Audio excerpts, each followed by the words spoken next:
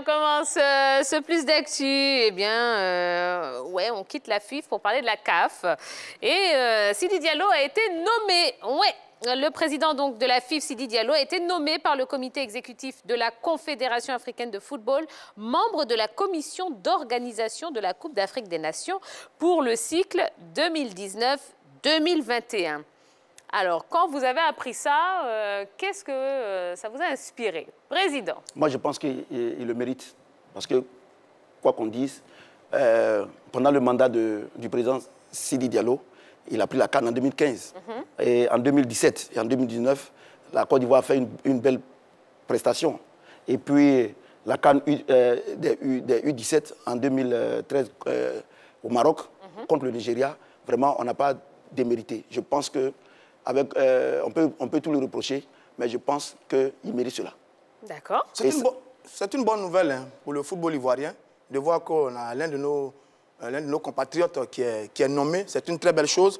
Et puis c'est bien pour lui. Il a été tellement décrié sur son deuxième mandat que ça, c'est une très belle nomination pour lui. C'est une reconnaissance. Il a été un acteur important du football ivoirien et africain. Et puis d'ailleurs, il sort bien. Il avait refusé de se présenter pour un troisième mandat. Et puis là, il est nommé. Je pense que c'est une belle reconnaissance pour Sidi Diallo. Ah bon, je dis waouh, j'étais tellement émerveillé. Hein. Mais ça va permettre à tous les footballeurs ivoiriens d'avoir plus d'argent. Ah, Messi, il est là-bas. C'est Messi, il est de l'autre côté là-bas. Il va plaider en faveur des Ivoiriens parce que vraiment, c'est la galère. Hein. Donc, on ne peut que lui apporter notre soutien. D'accord, très bien. Voilà. Yellow? Non, mais nous sommes contents de savoir qu'on a un représentant ivoirien à la CAF. C'est tout à notre honneur, donc félicitations à M. Sidi. Voilà. Alors, ça ne vous semble pas curieux quand même parce que là, on parle quand même du cycle 2019-2021, sachant que la Côte d'Ivoire organise en 2023. Ça ne vous semble pas curieux qu'on ne l'ait pas pour la CAN 2023? Oui, ça paraît curieux, effectivement. D'ailleurs, il est nommé pour le cycle 2019-2021. La nomination sort maintenant, on est en 2020 là. Donc, qu'est-ce qu'il a? Il a juste la période pour organiser la prochaine CAN avec la Guinée. Et puis après, il y a son pays qui reçoit la CAN en 2023. Bon, est-ce qu'on va renouveler encore son mandat pour la période qui vient? Mais je dis, ça paraît un peu curieux quand même. Mais peut-être que c'est la CAF va observer La CAN 2021 au Cameroun, monsieur. Oh, pardon, autant pour moi. C'est 2025 en Guinée. Attention, mes cartons sont... Mesdames et messieurs, mes cartons sont là. Attention, hein. On fait très attention à ce qu'on dit. Hein. Oui. Alors, 2021 au Cameroun, 2025, c'est bien en Guinée. Donc, on aura le temps de l'observer aussi pour voir de quoi il est capable. Et à partir de ce moment, on verra bien si la CAF va remplir pour la période qui vient. Mais alors, sans me faire la mauvaise langue du plateau, ça pourrait aussi ressembler à une nomination de complaisance, hein, cette histoire. Qu'est-ce que vous en pensez? Non, moi, je ne crois pas. Je ne crois pas que ce soit une nomination de complaisance. Les faits sont là. Sidi, même on peut tout lui reprocher, mais il a pris la CAN. Et les éléphants aussi n'ont pas démérité, comme je l'ai dit, en 2017 et puis en 2019. Je pense que c'est une reconnaissance. Il ne faut pas chercher la petite bête, il le mérite. Moi, je pense que non, on ne remet absolument pas en question le mérite de cette nomination. Oui. Mais justement, comme disait Roger Stéphane, on est en 2020, on parle de 2019-2021, ça veut dire qu'il a déjà un an de moins sur son mandat. Oui. Est-ce que ce n'est pas pour lui faire plaisir? Non, je ne crois pas. Je ne crois pas que c'est pour lui faire plaisir. Vous savez qu'en 2023, qui organise la CAN? En 2023? Oui. La Côte d'Ivoire. C'est la Côte d'Ivoire. Donc, aujourd'hui, je pense que le président de la CAF a dit, voici un monsieur qui a bien travaillé, il faut qu'on le nomme quelque part parce qu'il le mérite. Moi, je pense qu'après la CAN qui va se passer de 2021. De 2021, mais après cette CAN, on va voir. Et puis peut-être qu'on va le nommer à un autre poste plus important que le poste de maintenant. Je pense qu'il ne faut pas aller trop vite en besogne, il faut attendre le temps. On peut le nommer comme président de la Fédération internationale de football aussi. Mais bien sûr. Là... mais qu'est-ce que j'ai dit? Déjà, on ne nomme pas, on est... On nomme pas. C'est déjà le premier point. Mais ça peut aussi surtout... on peut le comprendre aussi comme étant la fin du conflit entre Sidi Diallo et Ahmad Ahmad, finalement. Oui, parce que... On peut l'interpréter comme ça. Pourquoi pas? Parce que les deux hommes n'ont pas eu de bonnes relations. Et là, comme vous le dites si bien, c'est une formidable analyse que vous faites là. Ça marque bien que, bon, il il y a quelque chose qui est en train de... Qu'a-t-il dit? C'est une formidable Oh, analyse merci que vous Capi, faites là. merci, Ah, merci. Non, mais ouais, ça me fait mal. Hein. Elle aime ça. Oui, oui, brossez-moi dans le Elle sens adore du ça. poil, j'adore Magnifique, ça. ce que vous dites, exceptionnel. T'as déjà eu le brassard, c'est Ça bon. peut ressembler à ça. Ah, Oui, c'est vous vrai, n'allez c'est pas vrai. trop en faire aussi. Vous avez Monsieur Kofi, vous avez vu comment ça se passe sur Oui, le oui. plateau. Oh, Si vous voulez le brassard, soyez très gentil avec moi. Ah, d'accord. D'accord? Ah bah tiens, vous avez un joli rouge. Ne m'énervez pas. Ok, allez, on passe tout de suite au deuxième point de ce plus d'actu. On parle de Serge Aurier. Serge Aurier qui a fait des révélations, appelons ça comme ça. Hein. Serge Aurier qui a révélé que l'islam a changé sa vie. Alors oui, effectivement, il est converti à l'islam depuis la Cannes 2015, après la Cannes 2015 plus exactement. Et il a affirmé donc justement que cette religion a changé sa vie. Il dit être devenu plus mature. Alors, pourtant, hein, on n'oublie pas qu'en 2016, il a traité son entraîneur Laurent Blanc de fiotte, excusez-moi pour l'appellation. Et puis, depuis, c'est vrai qu'il enchaîne quand même pas mal de petites gaffes. On se rappelle la dernière en date, bon, ben, il y a quelques jours. Il n'y a même pas longtemps avec son coiffeur. Exactement. Bon, l'islam a changé sa vie et l'a rendu plus mature. Qu'est-ce que vous en pensez, Yellow? Ah, bon. C'est vrai que nul n'est parfait, mais il a encore du chemin à faire. Bon, ta maturité, elle est quittée d'où à où? Parce que ou bien c'est quel islam toi aussi tu as appris? Parce qu'on a constaté que depuis que tu es arrivé de l'autre côté là-bas, là, tu ne fais que gaffer. Tu es toujours dans des histoires avec ton club, avec tes entraîneurs, avec tes proches. Bon, il faut revoir encore ton approche avec l'islam. Et c'est vraiment ça la maturité. Et moi, je suis d'accord avec Serge Aurier. Bon, est-ce que quand on pratique l'islam, on interdit de se coiffer, de saluer son coiffeur? Ah ben oui. Ben, on doit se demander ça aussi. Hein. Voilà. C'est pas parce que j'adhère à une religion que je vais plus me disputer avec mon coach. Si mon coach ne me respecte pas, eh ben là, il aura affaire à moi. Et ça, c'est le travail de Serge Aurier. Félicitations, frère. Moi, je le félicite. La maturité, Ah bon? vraiment. Ah mais oui, c'est quel genre de maturité? Alors, je ne suis pas totalement d'accord avec ce que vous dites. Ah, vous hein. n'êtes jamais d'accord avec moi. Mais est-ce que... Alors, là, voilà. Et ce n'est pas mon patriotisme qui parle. Hein. Est-ce que à chaque fois qu'il s'agit de Serge Aurier, on n'est pas toujours en train d'en faire une histoire? Ça ressemblerait peut-être à de l'acharnement quand même sur sa personne. Monsieur Kofi. Moi, je pense que, vous savez, la religion est une chose tellement importante qu'il faut faire attention à tout ce qu'on dit. Vraiment. Moi, je pense que quand on dit qu'on a changé, ce n'est pas dans la bouche qu'on dit qu'on a changé. C'est le comportement. Moi, je suis chrétien, je respecte les musulmans, je respecte l'islam, et je n'ai pas de commentaires à faire, mais je pense que quand on dit qu'on a changé, qu'on est devenu mature, il faut qu'on voit ça dans le comportement. Quand on ne le voit pas, il y a un problème quelque part. C'est tout ce que je pouvais dire. Non, On a bien compris le message. Non, je dis, il n'y a pas d'acharnement sur Serge Aurier ou contre Serge Aurier, pas vraiment.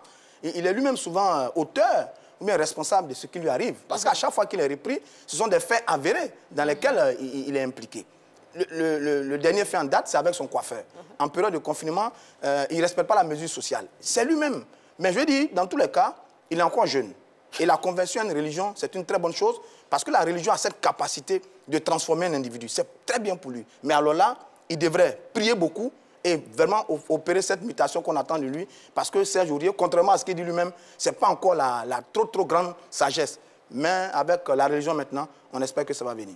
Bon, et à sa décharge, hein, il a quand même expliqué que son coiffeur a été testé négatif. Donc, bon. Hein, on en a parlé ici sur le plateau. On n'est pas d'accord, de toute façon. C'est du Serge Aurier, ça, ouais. Oui. On parle de Serge Aurier, mais est-ce qu'on parle des joueurs de la D2, de la Ligue 2 congolaise? Est-ce qu'on parle d'eux aussi? Non, le président, il est en Détroit. Mais voilà, la D2, la Ligue 2 congolaise, il y a des joueurs là-bas qui... Oui, effectivement. Il y a des joueurs qui... Parlons d'eux aussi. Oui. Voilà, il y a des joueurs qui ont le même comportement que Serge Aurier, mais on ne Oui, parle pas mais d'eux. tout le monde...